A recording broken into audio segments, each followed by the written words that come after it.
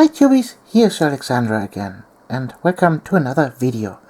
Today we want to talk about Space Marines and how to find your color scheme and how to paint them.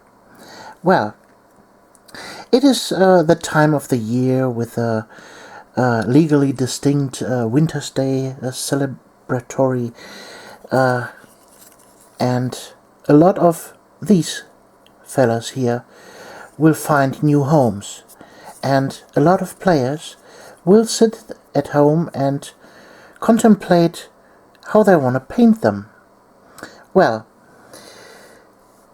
here he is built and primed, and now you have a few choices to make. The first choice is obviously, what color should you pick? What color range? Should you pick Games Workshop Tickless Blue? Or do you prefer maybe Scale Color 75 Canterbrick Blue? Or would you prefer to have the color painted in mummy robes from war paints? Well, this is a decision I can't make for you. There are lots of sources online that show you different kinds of paint jobs on Space Marines and what color ranges they prefer. Then you have your army books, the Blood Angels, the Dark Angels, the Ultramarines, and so on. And they all have their specific color schemes, and well, take your poison and pick whatever color you prefer. Then, on the second part, you need to decide, how will I paint this? And there you have, again, several options. Option number 1, the GW way. The Games Workshop style of painting looks like this. You have a Space Marine painted with a completely plain armor plating. You can see here there's no actual highlighting on the armor panels itself. It's just a plain armor panel, but you have dark recesses and you have edge highlights. This is the Games Workshop box art paint job style. So, here we have 2 examples for that. Then the second version you can go is the overall highlight. This is this example here. As you can see here, we have here each armor panel is highlighted separately. For example, here the knee pad, you have a color transition. Then here on the boots you have several color transitions, and on the backpack and so on. So this is the normal gamer standard, I would say, that I have well, shown you here in my painting tutorials for several years now. And well, it has gone its way now, and several armies are painted this way. But in the modern days, some new techniques have rose up from the ashes of many battles, and we come to the next part. This here is now the combination of edge highlighting and overall highlighting. This is how this would look like. You see again each panel here, for example, the hand, or here the elbow joint, or here the knee pad.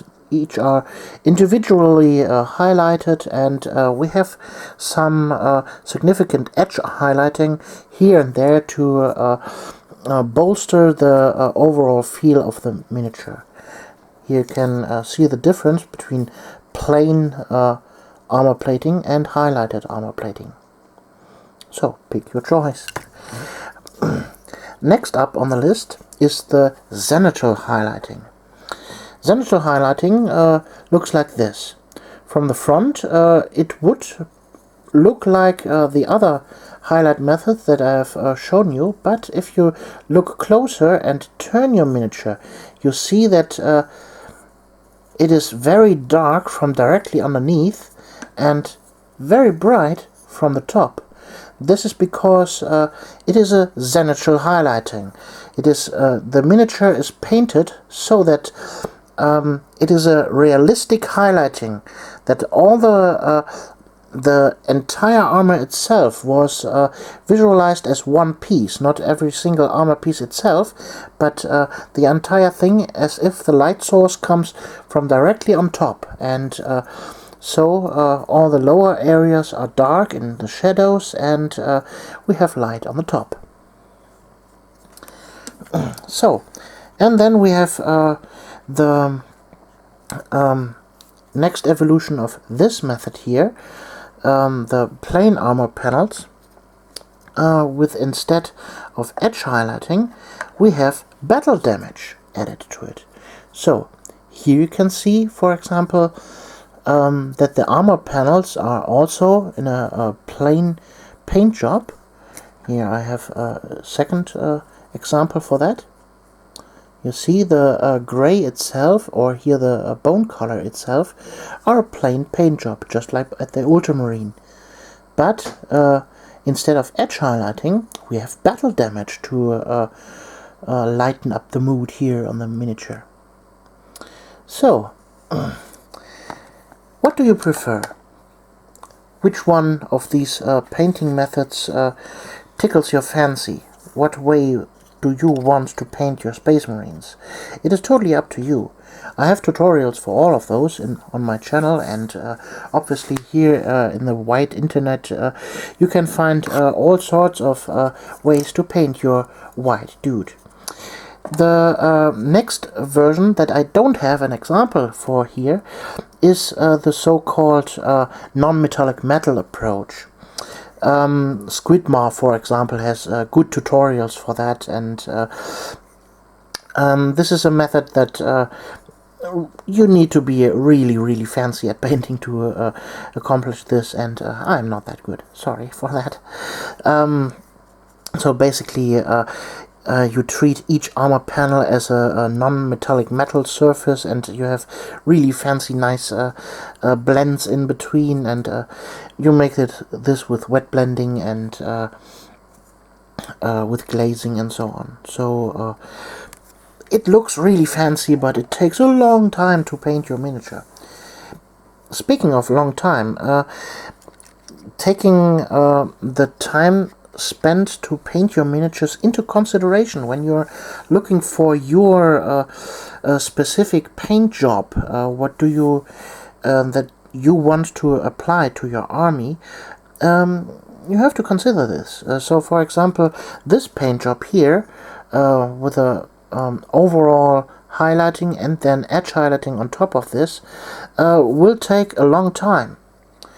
So instead of painting here one plain color, that's not that hard to achieve, but the edge highlighting will take a long time. The battle damage instead of the edge highlighting is a little bit faster than the edge highlighting, but it takes also some time to get used to and to apply it to the right spots. Well, this zenithal highlighting here, on the other hand, is relatively quickly to achieve with an airbrush and some washes. It looks a little bit dirty, of course. I have weathered it also a little bit, but this is a relatively quick and dirty paint job, as you can see. I have here two other variants. This here, for example, was done with a lot of dry brushing involved and also some washes. As you can see, this is also an overall highlight job instead of a zenithal highlight. But this was, for example, a lot quicker to achieve than this bright yellow. If you want to paint, for example, an Imperial Fist, the color choice that you make for your miniatures also impacts the time you spend on painting your miniatures. Yellow and red, for example, are both relatively hard paints, colors to paint your miniatures in. Here I have another variant of the plain armor panel, and then some battle damage to it. This is the Space Wolf variant. I tried here a different gray tone instead of this here.